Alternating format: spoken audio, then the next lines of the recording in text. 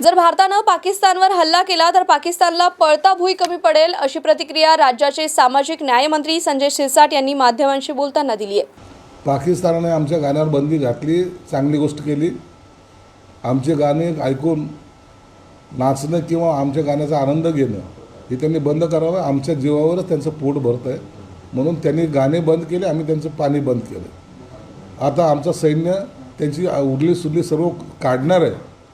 काही दिवसात तुम्हाला दिसेल पाकिस्तान हा भारताच्या जगाच्या नकाशावर कुठं दिसतो का हे सुद्धा शोधावं लागेल। या पद्धतीची कारवाई मला वाटतं मोदी सरकारकडून अपेक्षित आहे।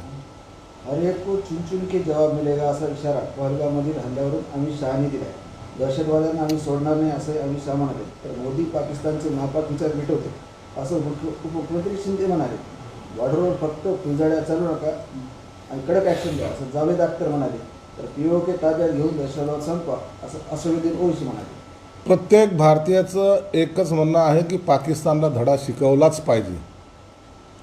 पीओकेच नाही तर पाकिस्तान नेस्तानाबूद करण्याची सगळ्यांची इच्छा आहे आणि मला वाटतं त्या अनुषंगानं मोदी सरकार हे कठोर पावलं उचलत आहे। लवकरच त्याचे पडसाद तुम्हाला पाहायला भेटेल। पाकिस्तानच्या प्रसारण मंत्र्यांनी रात्री 2 वाजता प्रेस घेणं याचा अर्थ तुम्ही समजून घ्या की पाकिस्तानला जी दहशत भारताची आहे त्या दहशतीच्या भीतीपोटी त्यांनी रात्री प्रेस घेतली। आता जेव्हा आम्ही कारवाई करू त्या टायमाला त्यांना पळती भुई थोडी होईल आणि प्रत्येक भारतीयाच्या मनातली जी इच्छा आहे, भारतीयांना जे वाटतं की पाकिस्तानला आता एकदाच धडा शिकवा जेणेकरून आयुष्यात तो कधी उभं राहणार नाही, हे काम मला वाटतं मोदी सरकार निश्चित करेल।